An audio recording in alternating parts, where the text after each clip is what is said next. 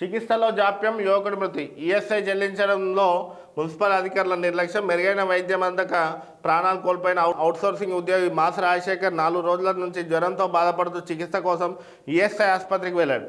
అక్కడ వైద్యులు అతడు ఆసుపత్రిలో చికిత్సకు అనర్హుడని తెలిపారని పలువురు కార్మికులు ఆరోపిస్తున్నారు. రాజశేఖర్ ప్రైవేట్ ఆసుపత్రిలో చికిత్సకు ఆర్థిక స్తోమత లేక ఈఎస్ఐ ఆసుపత్రిలో అర్హత లేక చికిత్స అందించడంలో జాప్యం జరిగింది. అధికారులు ఈఎస్ఐ పేరుతో డబ్బులు కట్ చేస్తున్నారు.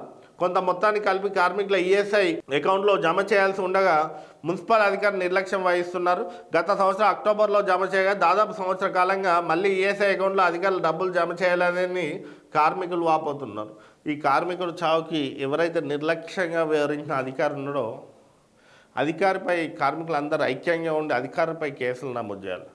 దిక్కేమో కార్మికుల కష్టాన్ని ఈఎస్ఐ పేట కట్ చేసి సంవత్సర కాలంగా ఈఎస్ఐ డబ్బులు కట్టకపోవడం నిజంగా ఈరోజు బాధాకరం.